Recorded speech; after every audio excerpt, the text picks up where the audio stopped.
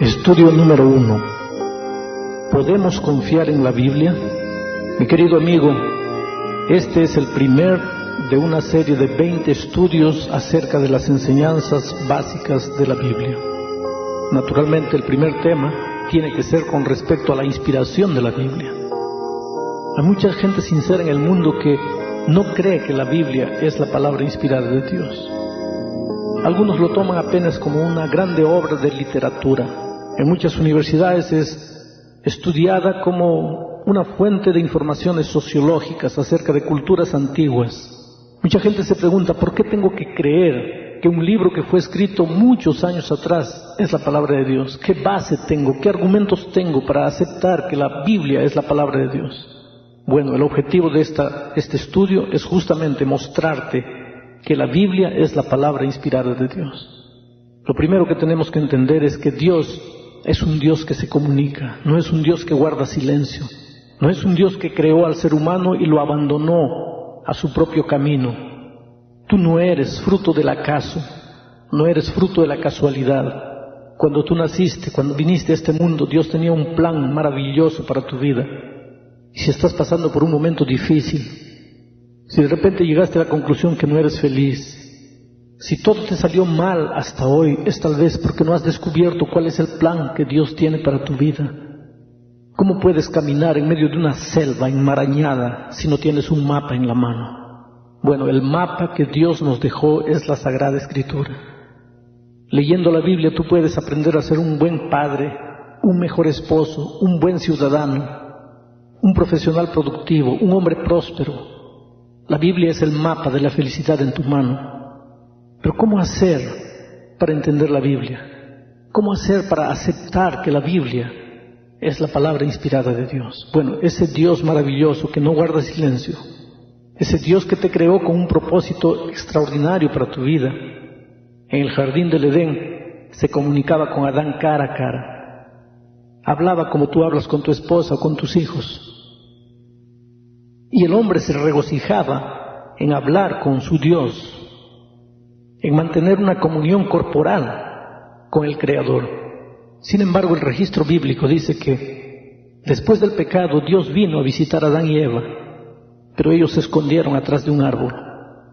Desde entonces el hombre pasó a escuchar la voz de Dios, pero ya no podía verlo cara a cara porque el pecado los hacía sentir indignos. Por más que los brazos del Padre estuviesen abiertos, el pecado los hacía sentir que no merecían. Tenían miedo. Ese miedo hacia Dios es uno de los primeros frutos del pecado en este mundo. Adán y Eva ya no podían ver el rostro de Dios, no podían mirarle a los ojos, pero ahora podían escuchar la voz. Sin embargo, el tiempo fue pasando y en Éxodo capítulo 20, versículos 18 y 19 encontramos lo siguiente. El pueblo de Israel ya estaba en el monte Sinaí. Dios estaba queriendo entregarles los principios eternos de una vida próspera. Dios estaba queriendo comunicarse como siempre a través de su voz, pero mira lo que el pueblo dijo. Todo el pueblo observaba el estruendo y los relámpagos y el sonido de la bocina y el monte que humeaba.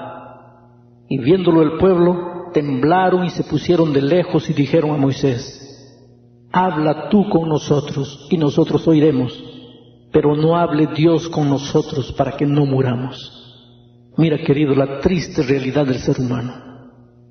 Llegaron al punto en que ya ahora tenían hasta miedo de escuchar la voz de Dios. ¿Qué sería del hombre sin las orientaciones divinas?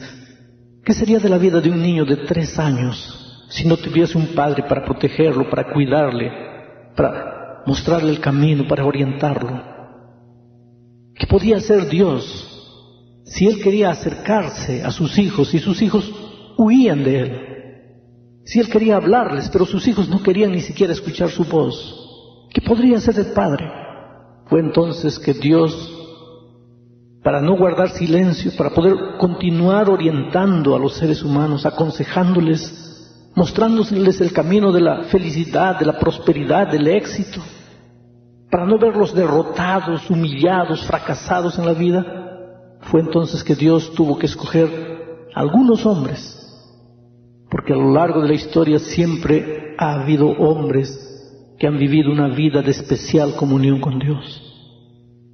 Y Dios tomó a esos hombres y les confió el mensaje. A veces lo hizo a través de sueños, a veces lo hizo a través de visiones, a veces se les presentó personalmente, les dejó escuchar su voz. Esos hombres tomaron el mensaje, escribieron ese mensaje y nos dejaron como un legado para nosotros.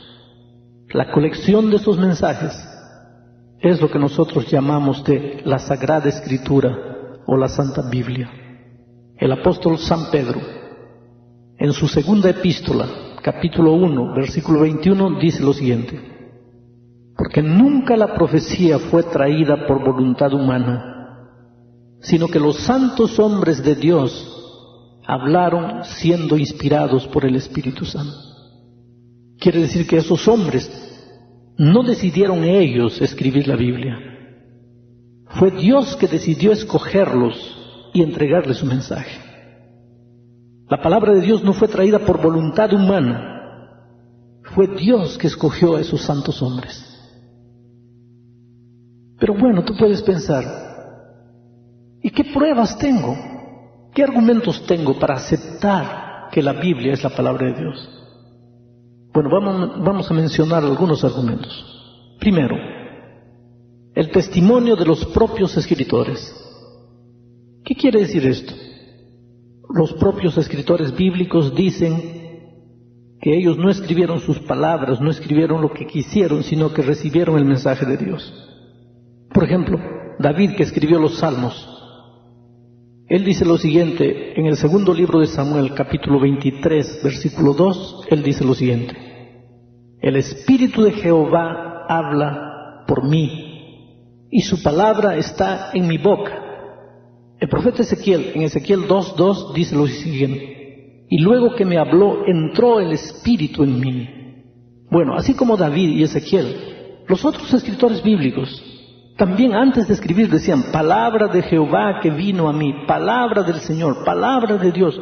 Quiere decir que la primera prueba que tenemos es el testimonio de los propios escritores bíblicos.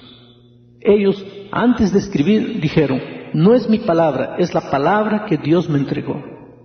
Bueno, tú vas a pensar, pero cualquiera podría decir: yo recibí la palabra de Dios, y nosotros vamos a creer por eso. Efectivamente, ese argumento es bueno, pero es muy frágil. Entonces tengo aquí un segundo argumento: el testimonio de Jesús. ¿Qué quiere decir esto? Bueno, cuando Jesús estuvo en esta tierra, cuando vino a este mundo, nació de la Virgen María, cuando anduvo por la tierra con sus discípulos, predicando su evangelio, los libros del Antiguo Testamento ya estaban escritos, y muchas veces en sus enseñanzas Jesús mencionó citas de la Biblia que ya estaba escrita en aquel tiempo. Ahora, si esas palabras del Antiguo Testamento no hubieran sido inspiradas por Dios, Jesús no las habría mencionado en sus enseñanzas. Por lo tanto, el hecho de que Jesús citó muchos versículos de la Biblia, del Antiguo Testamento, es una prueba más de que la Biblia era la palabra de Dios. Tercer argumento: la unidad de la Biblia. ¿Qué es esto de la unidad de la Biblia? Mira, la Biblia fue escrita en un periodo de 1500 años. Quiere decir, Moisés, que escribió el primer libro de la Biblia, escribió, vamos a decir hoy día, y Juan, que escribió el último libro de la Biblia, lo escribió 1500 años después. Quiere decir, Moisés no conoció a Juan y Juan no conoció a Moisés. Entre Moisés y Juan están Isaías, Daniel, Pablo, Lucas, Mateo, Zacarías, en fin, tantos escritores bíblicos. Son 40 escritores bíblicos, diferentes culturas, diferentes formaciones, diferente tipo de educación, diferente ambiente en que crecieron. Muchos de esos hombres no se conocieron entre sí, la mayoría no se conoció entre sí. Sin embargo, si tú lees la Biblia desde el Génesis hasta el Apocalipsis, te vas a dar cuenta que hay una unidad. Es como si Moisés le dijese al siguiente escritor: mira, yo voy a parar aquí, tú continúas el mismo raciocinio. Y después ese escritor para y le entrega la posta al otro y le dice: mira, ahora tú vas a continuar en la misma línea de raciocinio. Por ejemplo, el Génesis empieza narrando la historia de la creación. Después viene la entrada del pecado, la caída del ser humano y la desgracia del planeta Tierra. Si tú vas al Apocalipsis, la Biblia termina narrando la salida del pecado, la restauración del hombre y nuevamente un mundo perfecto y lleno de amor. Y entre Génesis y Apocalipsis toda la historia de tragedia, de dolor, de muerte que el pecado trajo al ser humano. Solo que Moisés no conoció a Juan y Juan no conoció a Moisés.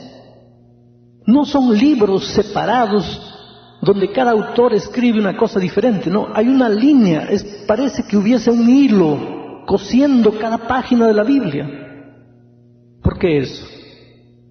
Porque a pesar que hubo 40 escritores diferentes, hubo un solo autor, que era el Espíritu Santo. Fue el Espíritu Santo que inspiró a Moisés y ese mismo Espíritu Santo inspiró a Juan. Por lo tanto, a esto es lo que le llamamos la unidad de la Biblia. Y esta unidad de la Biblia para mí es uno de los argumentos poderosos para aceptar que la Biblia no es un libro común, es la palabra inspirada de Dios. Pero hay un argumento más: las profecías cumplidas. La Biblia no es un libro específicamente de profecías, pero hay muchas profecías contenidas en ella. Voy a mencionar apenas dos. Isaías 40:22. Isaías 40:22 nos dice que la tierra es redonda. Solo que la ciencia de aquel tiempo miraba la Biblia con ojos de sospecha. Y la ciencia afirmaba: no, la tierra no es redonda, la tierra es plana. Pero la Biblia decía que la tierra era redonda. Fue el 12 de octubre del año 1492 que finalmente Cristóbal Colón llegó a América y probó al mundo que la tierra era redonda. Y la Biblia ya lo decía muchos años atrás. Otra prueba, Daniel capítulo 2. El objetivo del estudio, de este estudio, no es estudiar la profecía de Daniel 2. Pero quiero despertar una inquietud para que tú busques más información con relación al capítulo 2 de Daniel. Hubo un rey llamado Nabucodonosor, tuvo un sueño y nadie podía interpretar el sueño, y Daniel interpretó el sueño. Y en la interpretación de ese sueño estaba la profecía del desfile de los imperios. Cómo Babilonia cayó, cómo sucedió a Babilonia el imperio medo-persa, cómo el imperio medo-persa también cayó, subió Grecia, liderada por un hombre joven, un guerrero extraordinario llamado Alejandro el Magno, pero cómo Grecia también cayó y subió Roma, cómo Roma tuvo un poder de masacrar tan grande, pero finalmente Roma se desintegró. Y después de Roma muchos quisieron formar un imperio mundial y no pudieron más. Y nunca más se levantará un imperio mundial hasta que finalmente Cristo volverá a la tierra y terminará con la historia de este mundo. Esa profecía, detalle por detalle, está mencionada en Daniel 2. Y cuando fue escrita nadie podría creer, pero hoy día ya no es profecía, hoy día es historia. Hoy día se cumplió todo. Y nadie puede discutir. Y entonces hay críticos a la Biblia que hoy día, ya que la profecía se cumplió y pasó a ser historia, hoy día dicen: no, lo que pasa es que el libro de Daniel fue escrito después que todo aconteció. Pero si tú vas a la historia vas a ver que el libro de Daniel fue escrito antes del desfile de esos imperios. Y este es un argumento más para probar que la Biblia es la palabra de Dios. Pero para mí, el argumento más grande en favor de la inspiración de la Biblia no es solamente el testimonio de los propios escritores, el testimonio de Jesucristo, la unidad de la Biblia, las profecías cumplidas. Son argumentos extraordinarios, pero el más grande argumento para mí es el poder transformador de la palabra de Dios. Porque mira, tú puedes leer un libro de historia, de geografía, de literatura, va a aumentar información en tu mente, pero tu vida no va a cambiar. Ahora es imposible que tú leas la palabra de Dios y que tu vida siga siendo la misma vida. Yo he visto viciados en drogas, he visto prostitutas, homosexuales, delincuentes, asesinos, he visto gente pervertida, gente endurecida, que un día leyó la palabra de Dios y dentro de ese corazón sucedió un milagro. Yo podría contar historias y más historias. Por mi trabajo me muevo de un lugar a otro, de una ciudad a otra, de un país a otro. Participo de grandes campañas evangelísticas y veo el testimonio de cientos y cientos de personas que dicen: pastor, yo estaba perdido, mi hogar estaba deshecho, yo no era feliz, yo intenté suicidarme, la vida no tenía sentido, hasta que un día encontré la palabra de Dios y mi vida cambió. ¿Sabes por qué? Porque la Biblia no fue un libro escrito por hombres. Claro que fue escrito muchos años atrás, y hay mucha gente que dice: ¿cómo voy a creer en un libro que fue escrito para una cultura de siglos atrás? Pero es que lo que vale de la Biblia son los eternos principios, no los detalles de ropa, de si puedes usar barba o no puedes usar barba, no esos detalles de cultura, de costumbres, sino los principios. La verdad siempre fue verdad. La fidelidad siempre fue fidelidad. La honestidad siempre fue honestidad. El hombre sin Cristo siempre fue un hombre vacío, desesperado, loco. El hombre sin Dios siempre trató de encontrar su propio camino, pero siempre se hirió, siempre se golpeó. Así fue siglos atrás. Así fue en los tiempos de Cristo. Así sigue siendo hoy día. ¿Quién sabe tú que estás escuchando esta cinta? Has tratado de ser feliz a tu manera. ¿Pero qué has conseguido? Te has herido, te has golpeado. Te miras en el espejo y te das cuenta que has envejecido. Dime, ¿qué has hecho con tu vida? ¿Qué es lo que te está faltando? Eres un hombre bueno, tienes talentos, tienes aptitudes, pero ¿qué es lo que te falta? Es que estás perdido en una selva enmarañada y tratas de encontrar tu propio camino a tu manera, hasta que un día te caes cansado en un rincón y sientes que no tienes fuerzas para seguir adelante.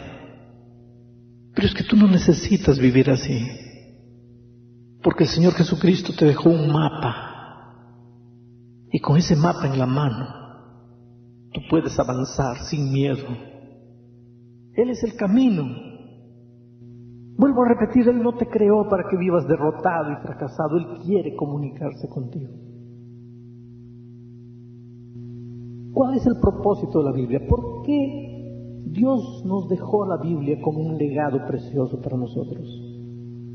El apóstol San Pablo, en la segunda epístola a Timoteo, capítulo 3, versículo 16, dice lo siguiente: toda la Escritura es inspirada por Dios. Toda la Biblia es inspirada por Dios. No es solamente una parte, es toda la Biblia.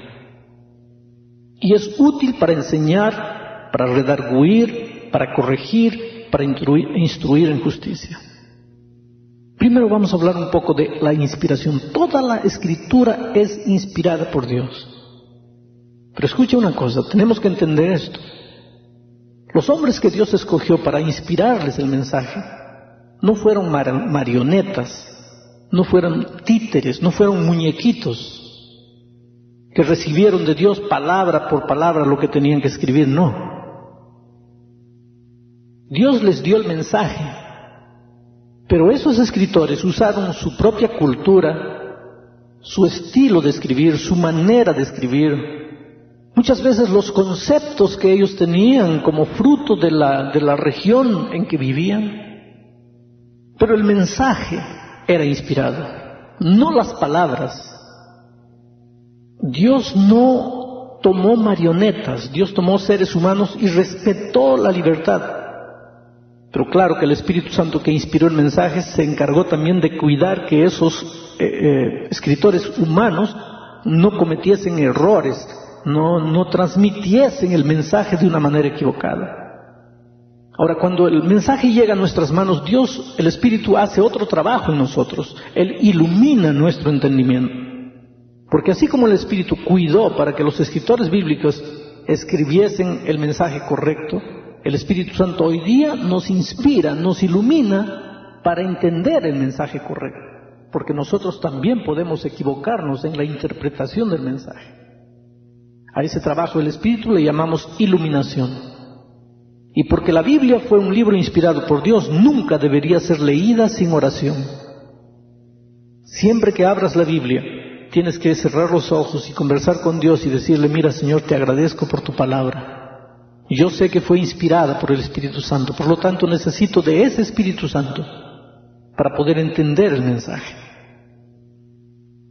Y hay una promesa bíblica maravillosa en el libro de Proverbios, capítulo 2, versículos 3 al 5. El sabio Salomón dice lo siguiente: si clamares a la inteligencia y a la prudencia dieres tu voz, si como a la plata la buscares y la escudriñares como a tesoros, entonces entenderás el temor de Jehová y hallarás el conocimiento de Dios. Aquí Dios está prometiendo que si tú estudias la Biblia con diligencia, que si tú cada mañana te levantas con el deseo de entender cuál es el plan de Dios para tu vida, Dios no te va a frustrar, Dios te va a responder, Dios te va a mostrar el camino. Mira, hoy día millones de seres humanos en el mundo no salen a trabajar sin escuchar su horóscopo a través de la radio o a través de la televisión, o sin leer su horóscopo a través del periódico. Los seres humanos tienen miedo de dar un paso sin consultar cómo será ese día. ¿Y con quién consultan? Consultan con los astros, con las cartas, con los cristales, con los números. Pero yo te pregunto, ¿por qué en lugar de preguntar a los astros cómo va a ser tu día hoy, no le preguntas al Dios que creó los astros? ¿Por qué en lugar de ir a un adivino, no vas al Dios que creó a ese adivino? La promesa bíblica es: si clamares a la inteligencia, si como la plata la buscares y la escudriñares como a tesoros, entonces entenderás el temor de Jehová y encontrarás el conocimiento de Dios. Y si has vivido derrotado hasta hoy día, tal vez sea porque no conocías cuál es el plan de Dios para tu vida. ¿Cuál es el resultado de estudiar la Biblia? A medida que vayas estudiando y leyendo la Biblia, ¿qué es lo que va a pasar en tu vida? Salmo 119, versículo 9 dice lo siguiente: ¿con qué limpiará el joven su camino? Y él mismo responde: con guardar palabra. Quiere decir que uno de los frutos que aparece en la vida de aquel que lee la Biblia es que su vida comienza a ser limpiada, a ser corregida. Salmo 119, versículo 11 dice: en mi corazón he guardado tus dichos para no pecar contra ti. Quiere decir que uno de los beneficios del estudio de la palabra de Dios es que tú comienzas a entender cuál es el camino correcto. El otro día yo conversé con un hombre que había abandonado a su esposa y a sus hijos y malgastaba el dinero con mujeres. La pobre esposa lloraba, 4 hijos pequeños, pasaban por necesidades terribles. No debían vivir esa vida, siendo que el esposo tenía un buen sueldo. Pero el hombre gastaba ese dinero con vicios, alcohol y mujeres.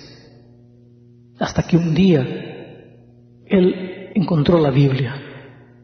Empezó a estudiar la Biblia. Y ya dije, nadie puede estudiar la Biblia sin que su vida cambie. Y ese hombre entendió que estaba caminando por caminos peligrosos. Ese hombre entendió que estaba destruyendo la vida de esa esposa y de sus muchachos. Y volvió para la casa arrepentido.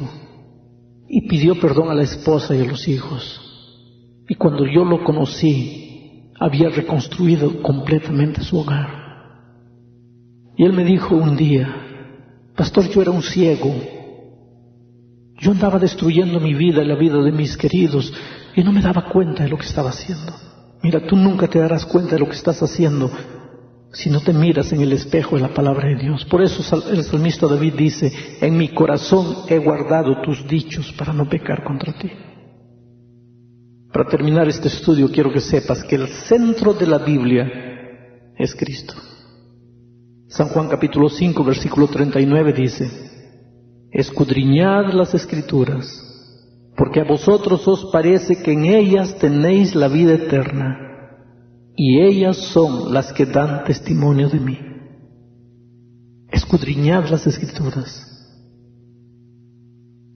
porque es la única manera de conocer a Jesús. Y mira, sin Cristo tú no eres nada.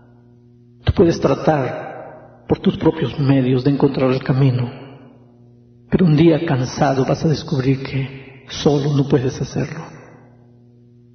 La Biblia no es un libro apenas de historia. Tiene historia, sí, pero no es un libro de historia. Tiene geografía, sí, pero no es un libro de geografía. Tiene datos científicos, sí, pero no es un libro de ciencia. Tiene datos sociológicos, sí, pero no es un libro de sociología. Es la palabra de Dios. Es el libro de Cristo. Es la carta de amor, escrita con sangre. Es la carta de Dios para ti, y en ella Dios te dice, hijo, tú eres la cosa más linda que yo tengo en mi vida. Yo no quiero que te hieras, yo no quiero que mueras, yo no quiero que te destruyas. Por eso ven a mí. Anda, Jesús. Él está con los brazos abiertos esperándote. Acepta su palabra ahora.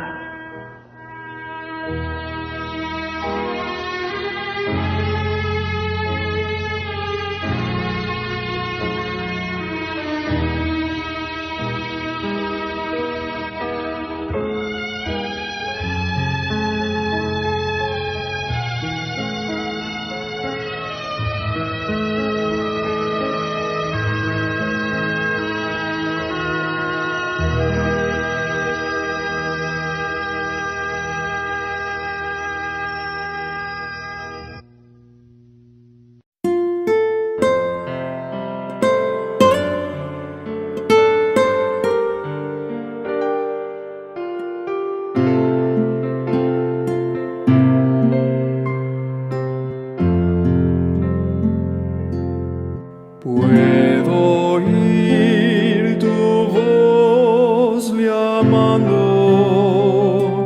suavemente, susurrando que a mi alma está hablando. Trae tu cruz y ven en pos de mí. Seguiré do tú me guíes, seguiré do tú me guíes, seguiré do tú me guíes, donde quiera fiel te seguiré.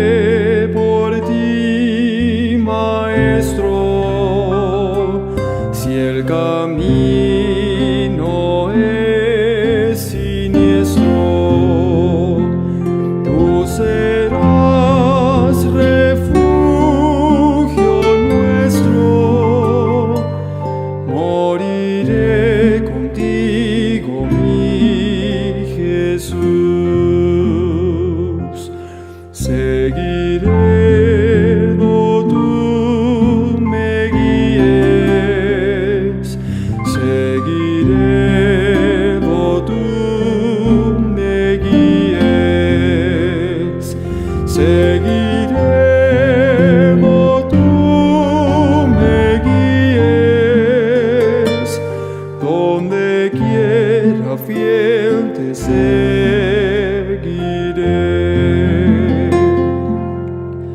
Me darás la gracia y gloria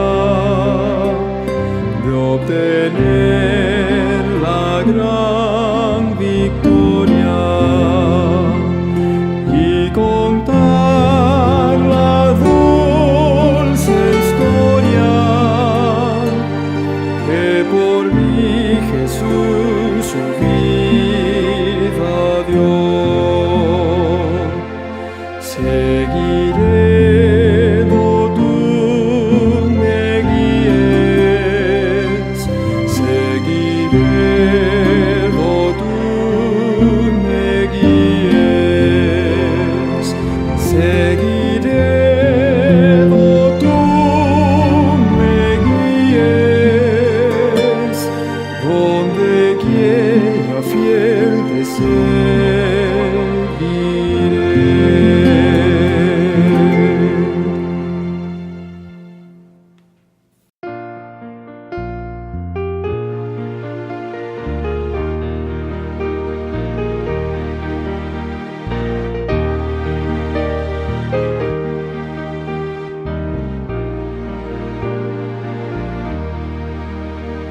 Hosanna.